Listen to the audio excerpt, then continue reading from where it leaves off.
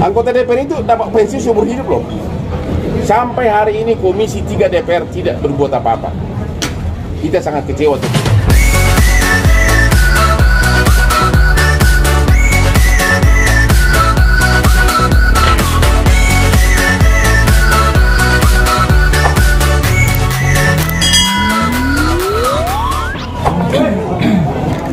Terkait dengan pengumuman Polda Jabar beberapa hari lalu yang mengumumkan bahwa dari 3 DPO, 1 ketangkap bernama Peggy, sedangkan 2 lagi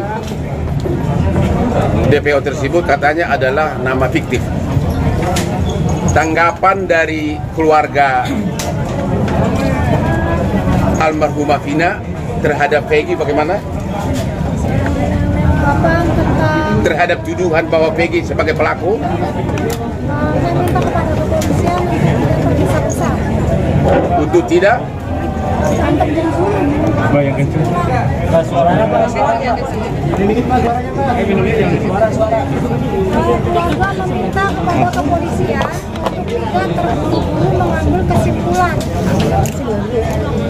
Jadi terhadap Peggy yang dianggap sebagai pelaku DPO yang tertangkap, keluarga mengatakan menghimbau agar polisi jangan dulu terburu-buru karena ternyata sebelum Peggy ini ditetapkan sebagai pelaku DPO yang tertangkap sudah di BAP 6 pelaku terpidana dan 5 mengatakan bukan Peggy pelakunya, hanya 1 yang mengatakan. Memang ada lagi saksi yang mau diperiksa 2 orang lagi. Tapi dari pelaku utama, 5 mengatakan bukan Peggy pelakunya. Itu ya, mengenai Peggy ya. Sekarang apa sikap keluarga terhadap 2 tersangka DPO yang dianggap fiktif? Keluarga sangat keberatan. Sangat keberatan, ya, kenapa? Di pengadilan itu sudah disebutkan 3 DPO. Kenapa sekarang baru disebutkan 1 DPO? Ya. Jadi sangat keberatan. Oke, terhadap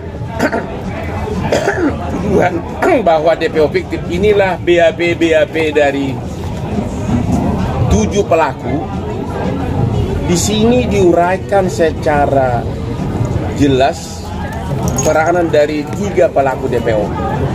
Bahkan jenis motornya pun ada, cara memerkosanya pun ada, cara memukulnya pun ada, di sini diuraikan. Ya. Dan kemudian ini dikuatkan lagi dalam surat tuntutan jaksa, surat dakwaan jaksa, fakta persidangan, bahkan dalam putusan hakim di amar putusan menyebutkan bahwa ada 3 pelaku DPO. Jadi ini putusan sudah ingkrah, berkekuatan hukum tetap, dan ini adalah perbuatan pidana yang dilakukan terbukti di persidangan. Ini perbuatan pidana yang dilakukan oleh 8 orang terpidana bersama-sama dengan 3 pelaku DPO. Itulah hasil putusan perkara pidana yang sudah final.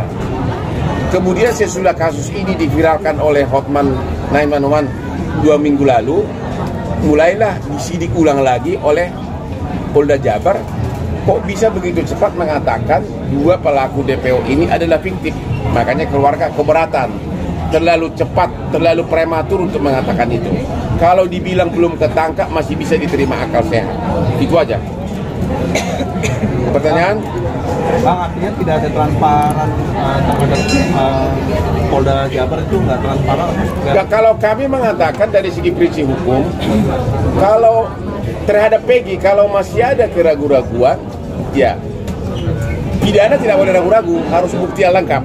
Kalau masih ada keraguan-raguan, ya jangan dulu memponis menyatakan sebagai pelaku gitu loh. Jangan dulu melakukan itu. Yang kedua, mengenai 3 pelaku DPO, dari mana dia bilang bahwa 2 pelaku DPO yang fiktif? Kok tiba-tiba hanya dalam waktu 2 minggu disidik ulang, membalikan putusan pengadilan yang sudah berbulan-bulan diputus hasil persidangan? Itu yang kita keberatan. Kalau dibilang belum ketangkap masih bisa diterima karena memang udah 8 tahun tidak ketangkap gitu loh. Nah, ya? Kata itu bukan Peggy yang asli, gimana nih Bang? Kenapa? Ya Kalau dalam kasus begini kan keluarga terdakwa hanya bisa menghimbau kepada aparatur hukum negeri ini, upaya hukum yang lain nggak ada, ya kan? Makanya dengan konferensi pers ini mudah-mudahan sampai Bapak Presiden Jokowi juga mendengarkan ini, Menko Polhukam mendengarkan, agar benar-benar kasih perhatian seperti kasus Sambo. Itu makanya kita lakukan ini, karena upaya hukum dari keluarga korban tidak ada jalurnya di undang-undang. Pak, mungkin gimana? Kemarin sesuai statement dari Polda Jabar kan dia mengganti identitasnya, itu mengganti namanya di kos-kosan juga, dia mengatakan namanya Robi begitu, bukan Peggy. Itu sudah diakui oleh ibu kosnya juga. Nggak tahu kan. Jadi ini aja intinya, karena ini masih samar-samar pembuktiannya, makanya tadi keluarga korban mengatakan ditinjau, mohon agar benar-benar diteliti ulang sikap kepolisian yang menetapkan Peggy sebagai pelaku DPO yang tertangkap gitu loh. Artinya masih belum benar-benar dipenuhi semua syarat pembuktian yang lengkap. Apalagi ini yang paling dasar ini, 5 terpidana di BAP akhir-akhir ini menyatakan bukan Peggy pelakunya. Hanya 1 yang mengatakan iya. Jadi 5 lawan 1. Ini saat di BAP di Polda Jabar. Di BAP berakhir ini ya. Jadi dalam 2 minggu sebelum Peggy ditetapkan sebagai tersangka, 6 orang terpidana ini di BAP ulang dalam 2 minggu ini. Bukan BAP tahun 2016. Kalau BAP 2016 mengatakan ada 3 DPO ada di sini. Yang akhir ini 5 katanya mengatakan bukan Peggy. 1 mengatakan iya. Berarti kan ada keraguan kan?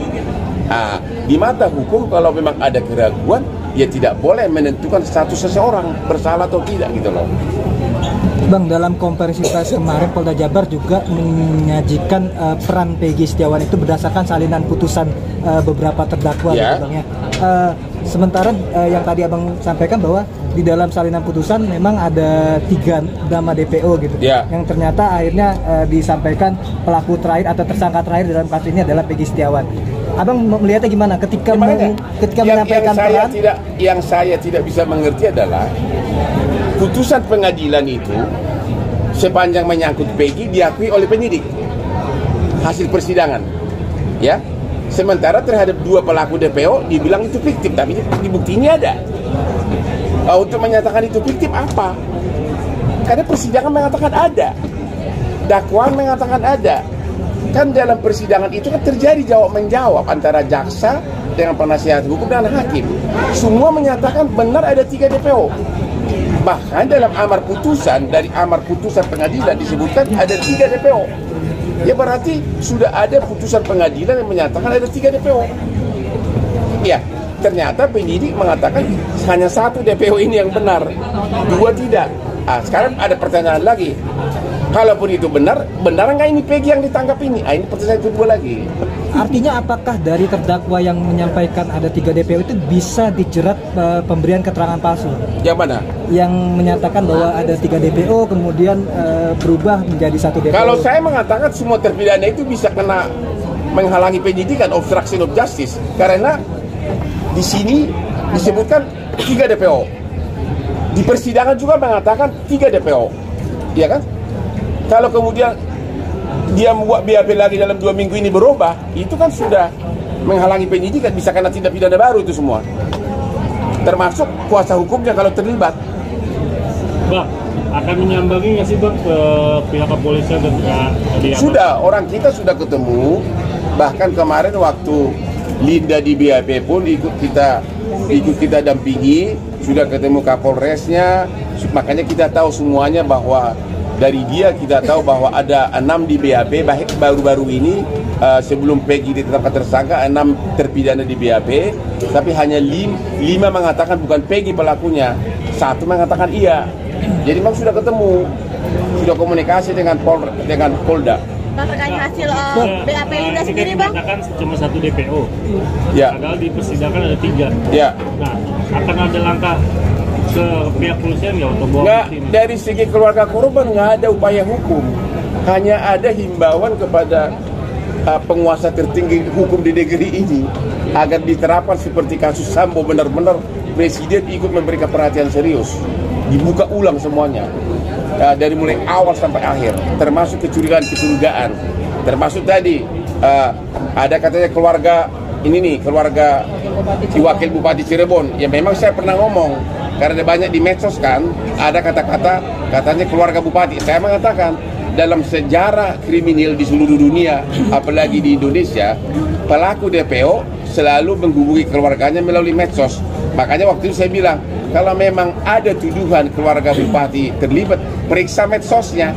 Saya nggak mengatakan Ibu Ayu ini keluarganya terlibat. Ternyata anaknya yang dituduh itu mana dia? Ini anaknya masih Dani. waktu kejadian masih umur 11. Itu dia tuh, ya. Linda. Oh, Linda.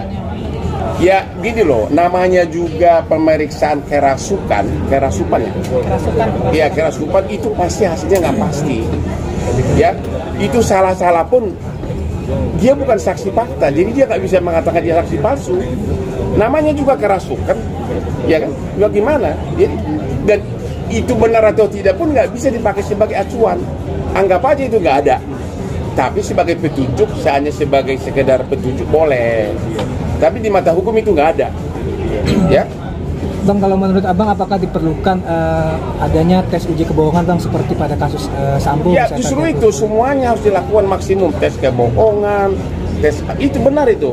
Makanya saya bilang yang bisa melakukan ini semua adalah political will dari aparat penguasa negeri ini. Kami nggak bisa apa-apa. Keluarga korban mana bisa. Jadi agar semua dites kebohongan, benar itu. Termasuk 8 terpidana dites kebohongan. Ya. Kemudian saksi-saksi. Ada lagi pengacara dari si Saka, yang ibu itu mengatakan, anaknya mengatakan itu kecelakaan murni katanya. Orang saya ada visumnya nih mengatakan bahwa itu ini dia di visumnya, segala hasil otopsi mengatakan di bagian intim dari si korban ada air mani sangat banyak, sperma ada di sini. Bagaimana bisa disebutkan itu kecelakaan? Itu ada hasil otopsi, ada semua nih. Apa? Dan di dalam putusan pun Saka itu ada peranannya, di BAP pun ada, dia memukul. Ya kayak gitu harus diproses hukum semuanya. Dia bonceng motor. Ya, jadi 3 DPO ini peranannya sangat terperinci di sini. Motornya apa, siapa bonceng siapa yang memerkosa, bahkan ada pelaku itu mengatakan aku yang merawanin duluan katanya. Ada lagi pemerkosa mengatakan saking terburu-burunya karena yang lain nunggu giliran, dia nggak sempat muncrat di dalam. Muncrat di pahanya si cewek air maninya karena klimaksnya, karena juga mungkin saling dorong kan, itu kan. Dan mereka itu tidak saling nuduh, itu situ loh. Kalau dia mengatakan pelakunya 3 DPO, bisa kita katakan itu fitnah. Tapi ini kan enggak, kami lakukan bersama-sama. Dari situ kita percaya bahwa ini memang pengakuan alamiah, pengakuan spontan. Di persidangan juga terbukti, di putusan terbukti. Jadi apa lagi? Jadi memang ini benar Anda mengatakan tadi, ini benar-benar semua upaya harus dilakukan, bawa semua tersangkanya, terpidananya ke Jakarta, dilakukan tes kebohongan dan dilakukan benar-benar penyelidikan yang seksama gitu loh. Pak, yang Linda, coba jelasin Linda. Kalau Linda yang asli nggak ada tatonya. Linda yang asli yang kemarin yang ada di Kang Deddy, di Kapolres, yang di BAP sama di waktu di Bukti. Ya, sama awal semua. Kalau itu kurang tahu, saya kurang paham sebenarnya, saya masalah dia sering ke rumah juga saya kurang paham ya. Karena memang saya pun waktu itu kerja, nggak standby di rumah Anda gitu. Ya, kalau makanya saya bilang kan udah mencakup terlalu terburu-buru ya. Ini kan baru dimulai penyidikan ulang. Tapi yang paling utama 5 dari pelaku tindak pidana mengatakan bukan Peggy pelakunya. Itu yang paling utama dulu. Dari segi hukum itu sangat fatal itu. 5 lawan 1 loh. Ya. Saya nggak bisa jawab itu Bang, tadi abang sempat singgung juga terkait motor yang digunakan oleh Peggy. Apa? Motor yang digunakan oleh Peggy sampai saat ini tidak ada barang bukti. Ada kan? Tidak ada. Padahal udah disita sebagai barang bukti. Udah 2016 ada kabarnya. Apakah itu belum dirilis oleh polisi kan kita nggak tahu, karena kan cuma rilis bukti-bukti ijazah aja dan handphone itu aja. Kalau yang lainnya kan belum pendalaman lagi kami. Kita begini deh. Kalau sudah tidak ada motor berarti nggak ada barang bukti. Udah deh, kita jangan debat lagi apapun. Motornya dibilang ada, kalau nggak ada nggak motornya, udah tunjukkan kalau ada. Kalau nggak ada, ya jangan menduga-duga lagi dong. Kalau nggak ada motornya itu ya nggak ada barang bukti. Nggak ada barang bukti berarti lemah kasusnya. Tapi ada surat-surat kendaraan seperti STNK kemarin yang dibeberkan oleh pihak kepolisian itu tidak cukup bukti untuk membuktikan bahwa itu motornya Peggy. Ya, ada STNK tapi motornya tidak ada. Bagaimana dong? Kan harus ada bukti motornya. Berarti buktinya belum cukup. Ya kan? Ada STNK tapi nggak ada motornya. Apakah motornya ada? Nggak pasti kan? Ya kan? Jadi memang semuanya prematur. Apa itu isi konferensi pers tersebut? Kalau dibilang belum ketangkap, kita lebih memaklumi. Ya, kalau belum ketangkap. Tapi kalau dibilang fiktif, dibilang pelaku, itu kita masih kurang setuju. Ada kekecewaan nggak sih dari keluarga sendiri kan mungkin terkait kemarin konferensi pers dari Polda Jabar sendiri? Ada kekecewaan nggak sih dari keluarga sendiri? Kecewa ada, makanya kan tadi saya bilang saya sangat keberatan kalau yang kedua itu diangkat. Kecewa katanya, ya. Bang, izin maaf mungkin agak isu yang sensitif mengenai pemerkosaan ini kan tidak diungkap dalam persidangan. Nah, bagaimana penjelasan? Apanya? Pasal pemerkosaan, dugaan pemerkosaan ini kan tidak diungkap dalam persidangan. Kalau nggak salah diungkap kok, terbukti kok. Ada. Ada kok, coba. Ya, Ada di situ. ada kok, terbukti Karena kok. kan ada pelaku masing-masing kan udah menyatakan perbuatannya. Coba. Tapi ada tindak lanjut nggak dari? Ini ada kan ini. Mengadili satu. Ini dalam kodisnya siapa nih? Ripaldi Aditya Wardana alias Ucil bin Asep Kusnadi. Namanya panjang banget sih. Terdakwa Ripaldi Aditya Wardana Ucil bin Asep Kusnadi. Sama Eko itu. Sama Eko Ramdhani. Di dalam amar 1 putusan pengadilan. 1. Menyatakan terdakwa 1 Ripaldi Aditya alias Ucil bin Asep Kusnadi dan terdakwa 2 Eko Rahmadani alias Koplak bin Kosim di atas terbukti secara sah dan meyakinkan bersalah melakukan tindak pidana turut serta melakukan pembunuhan berencana dan turut serta melakukan kekerasan memaksa anak melakukan persetubuhan dengannya. Berarti ada pemerkosaan, ya.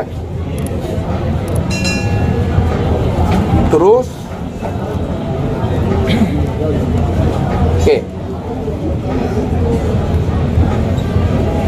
Mana lagi? Apanya?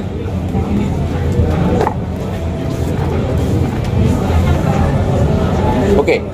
Di dalam putusan dari Hadi Saputra alias Bolang bin Kusar alias Bolang, hakim menyatakan barang bukti tambahan barang-barang bukti akan dikembalikan kepada penyidik, akan dipakai dalam perkara lain, dalam perkara 3 DPO. Jadi memang diakui ada 3 DPO dalam putusan. Dalam persidangan pun ada semua DPO-nya. Ya. Ada lagi? Dia pasal 81 yang dimasukin. Pasal 81 persetubuhan dengan anak. Apa?